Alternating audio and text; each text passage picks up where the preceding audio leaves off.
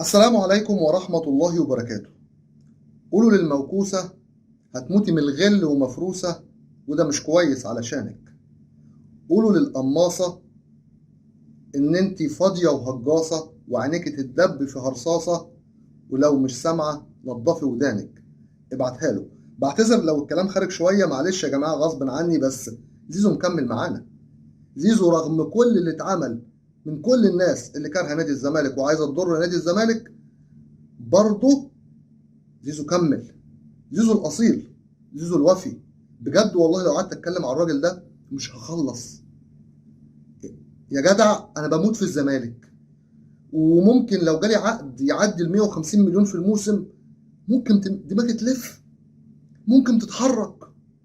لكن انا جالي مره 100 ومره 150، وكل مره برفض ويقول لك اصله فرحان بال 50 بتوع الزمالك ولا ال 60. 50 و60 واخد عليهم 3 اضعاف وما اروحش.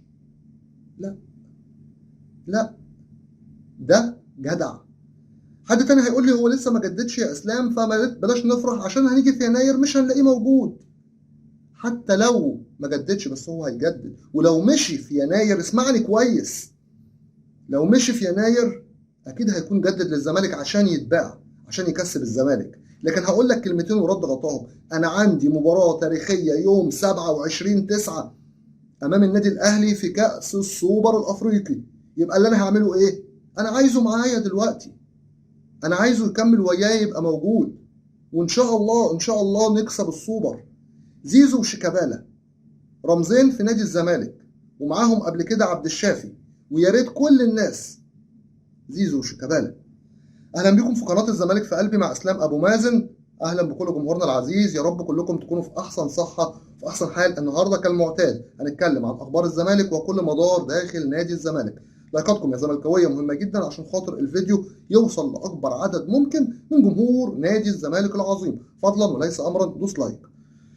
الاول كده مبدئيا، مابي نيانج. مابي نيانج ده لاعب سنغالي فرنسي، لعب في الدوري الفرنسي شويه، لعب في الدوري السعودي شويه، لعب هنا لعب هنا. اخر محطاته لعب في فريق امبولي الايطالي.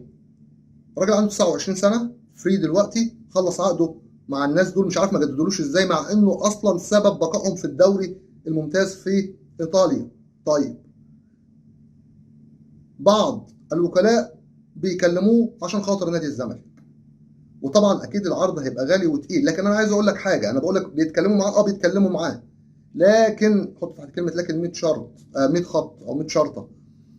نادي الزمالك له سقف معين في الراتب، ممكن يجي، يمكن صعبه، بس انا بقول لك على اللي بيحصل وعلى اللي بيفاوضوهم. هم بيدوروا على اي حد فري، وبالذات لو كان مهاجم تقيل.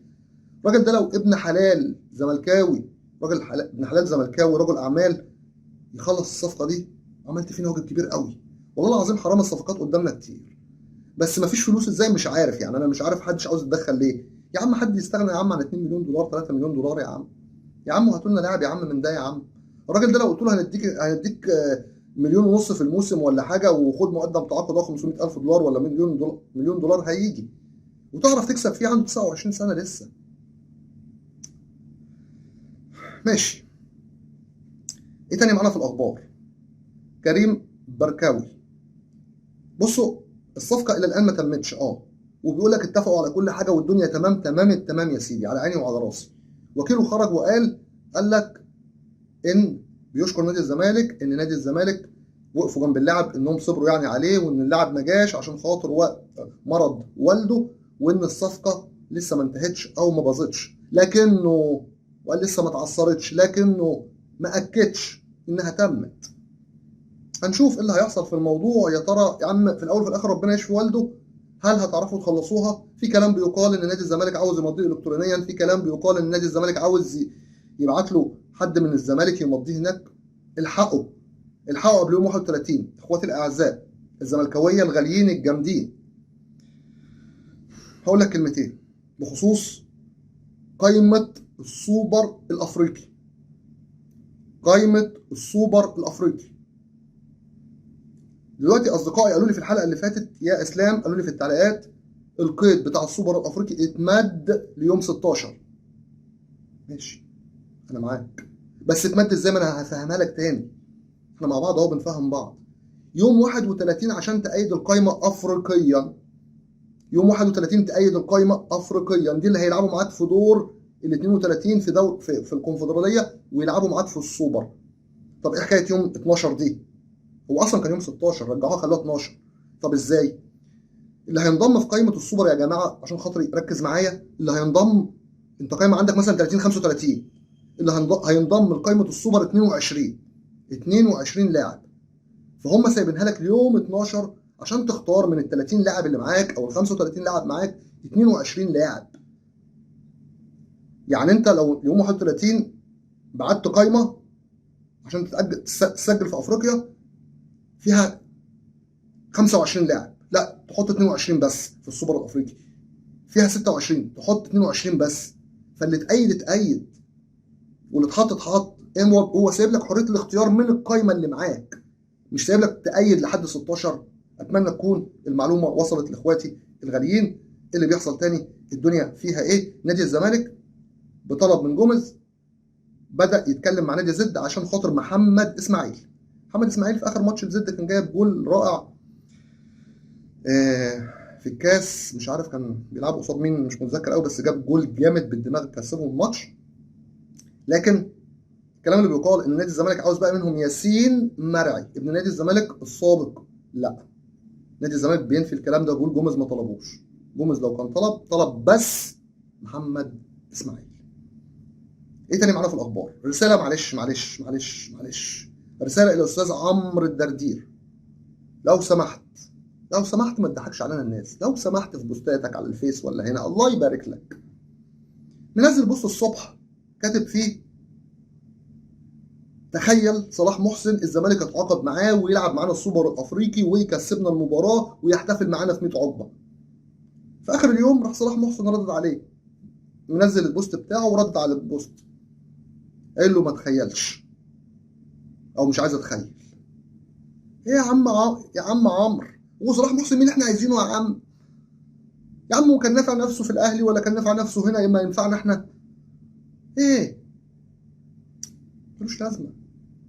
ملوش لازمه خالص. طيب ايه تاني معانا في الاخبار؟ محمود بن طايق عمل ايه؟ تمام، اجتاز الكشف الطبي، صور تمام التمام، العقود يكاد يكون اتمضت كمان تقريبا او اخذ مقدم التعاقد. طيب الاعلان المفروض يكون النهارده، وبنسبه كبيره هيكون الاعلان تم خلاص، لان صفقه الزمالك مع مودرن فيوتشر وبالاخص جوناثان، الزمالك كان عايزها وبالاخص جوميز، لكن مودرن رفع في السماء فصعب. هم كانوا مستنيين على امل ان جوناثان نادي مودرن يوافق بعد ما اللاعب قال لهم كمان هتنزل على مستحقاتي، لكن منظرها ما فيش، فاللاعب هيتجدد، اللاعب هيمضي خلاص. اللاعب اللي قال لك انه جاي اعاره السنه دي بدون فلوس اتقال كده، لكنه هياخد 300,000 دولار في السنه دي الراتب بتاعه بس. الزمالك هيدفع 300,000 دولار ده بس. لما بنتاكد من الاخبار بنقول الاخبار، حتى لو غلطنا في حاجه بنرجع نصحح، عشان احنا مش هدفنا ان احنا نقول معلومه غلط او مغلوطه، لا مش دورنا. طيب بخصوص المنتخب الوطني سريعا كده، منتخب مصر الناس زعلانه ان 6 بس من منتخب مصر حضروا في المعسكر من الانديه، 6 بس. الزمالك ما بعتش، الاهلي ما بعتش، بيراميدز ما بعتش، الكلام ده كله. طب انتوا بتلوموا ليه وزعلانين ليه؟ هو انتوا ما اتكلمتوش، اسمع مني الكلمه اللي جايه دي، ما اتكلمتوش ليه قبل كده لما الاهلي ما كانش بيبعت لعيبته في الموعد اللي حدده مثلا حسام حسن او غيره او مع المنتخب الاولمبي؟ اشمعنى اتكلمتوا دلوقتي لما الزمالك والاهلي ما بعتوش؟ عشان تخبوها في بعضها. تعرف الزمالك لو كان ودى لعيبته ما كانش ولا واحد يتكلم، لانه هيعرف ان الكلام رايح على الاهلي بس. شفتوا حتى في انتمائنا لبلدنا بيجملوا الحكايه، بيحوروا الموضوع بجد، يعني حاجه بقت تجيب اشمئزاز، مش هقول لك قرف. شفتوا لما الزمالك عمل اتكلموا، لكن لو الاهلي كان عمل كده لوحده والزمالك ودى مش هيقدروا. طيب الزمالك ما زال عنده امل على صديق اجولا. هتقول لي ما احنا يوم 31 ولسه بتقول خلاص ما فيش ايام. ما انا عايز اقول لك حاجه صغيره، ما اللي هيتأيد يوم بعد 31 هيلعب من اول دور المجموعات في الكونفدراليه، لكن مش هيلعب سوبر افريقي ولا دور 32 في الكونفدراليه. فالزمالك لسه عمال يرمي الهلب على كذا صفقه، حتى لو ما اتأيدتش في السوبر الافريقي تبقى معاه بقيه الموسم. بس فصديق جوله النادي بتاعه اللي هو سيراميكا طالب كتير قوي، يعني طالب لك يجي قرب ال 2 مليون دولار تقريبا، حاجه زي كده. ما نشوف نادي الزمالك هيعمل ايه في الموضوع دوت. لو عرفتوا تخلصوه بجد تبقى ضربه معلم جامده منكم قوي قوي قوي. ندخل على محمد طارق. محمد طارق لاعب نادي الزمالك بيقول ان خلاص اداره الزمالك قالت له مصلحتك تطلع اعاره، فهو خلاص هيطلع اعاره، بيدور على عقد يطلع فيه اعاره. بيقول اتظلمت مع حسام حسن، لعبت ماتشين كويسين بس غلطت غلطه في ماتش زد، من ساعتها ما لعبنيش والكلام ده كله. قصدي سوري، مع علي ماهر اللي جاب لي حسام حسن في دماغي عشان خاطر كان ماسك المصري يعني قبل كده. كمان حمدي علاء عرضه هتتكمل كمان. للاسف كان نفسي يبقى موجود. ماجد هاني برضو كان نفسي يبقى موجود. ماجد هاني وكمان هيكملوا له عرضه، هيطلع عرض تاني. اتمنى ان الاثنين دول صدقني واحد فيهم حتى يفضل في الزمالك، لو انت مش هتجيب حد وسط مدافع رقم 6. بس ده بخصوص الاثنين دول. ايه تاني معانا في الاخبار؟ كل اللعيبه مبسوطه جدا ان زيزو مكمل معانا، كل اللعيبه فرحانه. ندخل على الخبر التالي معانا. محمود حمدي الونش شارك في التدريبات كامله امبارح الحمد لله. محمود حمدي الونش يقترب، بس منتظرين انه يلحق بس يسافر يروح يقشر له على اللعب، يقول له الدكتور بتاعه يقول له خلاص العب ونلحقه في السوبر ان شاء الله. شيكابالا غاب، لعل يكون المانع خير، غاب عن التدريبات. المعسكر بتاعنا بتاع نادي الزمالك يعني هيبقى يوم 30 بعد ما كان المفروض ان هو يبقى 29. كل التوفيق لنادي الزمالك فيما هو قادم، يا رب وفق نادي الزمالك. منتظرين لسه صفقات، منتظرين ان احنا الدنيا تبقى احسن، عندنا امل، الامل مش هيموت. يمكن متشائمين ويمكن مش متفائلين، لكن اول ما زيزو قعد ده مبدا تفاؤل بالنسبه لي. وان شاء الله تحاولوا تجيبوا لنا كام صفقه يفيدونا ان شاء الله باذن الله باذن الله في السوبر الافريقي اللي هيبقى مش سوبر سهل. الاهلي بيدعم جامد، الاهلي جاب اشرف داري خلاص، مدافع جامد كويس جدا. وطبعا كلنا عارفين قبله جاب يحيى عطية الله، وقبلهم جاب المدافع اللي هو القطري المصري دوت ايمن محمد ده، وما زال بيحاول مع محمد علي بن رمضان وبيحاول مع عمر الساعي. شدوا حيلكم يا زملكاويه في الصفقات، اتحركوا اتحركوا. طبعا امبارح قالوا ان كابتن حسين لبيب اصيب بوعكه صحيه. عامه ربنا يشفيه ويعافيه في الاول وفي الاخر، ما نقدرش نقول اكتر من كده او نقول غير كده، لا لازم نقول ربنا يشفيه. بيقول من الضغوطات اللي على نادي الزمالك، مهمه تولي نادي الزمالك اصعب مما تتخيل، يبقى كان لازم كله يعذر بعضه، ما بالك لو حد كان بيحارب حد. عشان الزمالك حب في قلبنا هندعم نادي الزمالك، مش هنتخلى ابدا عن نادي الزمالك، ودائما وابدا في ظهر نادي الزمالك الى ان ينتهي بنا العمر. اترككم في رعايه الله وامنه وحفظه، لكم مني خالص حبي وتقديري واحترامي. ان شاء الله قادم افضل. عاش الزمالك حب في قلبنا، والسلام عليكم ورحمه الله وبركاته.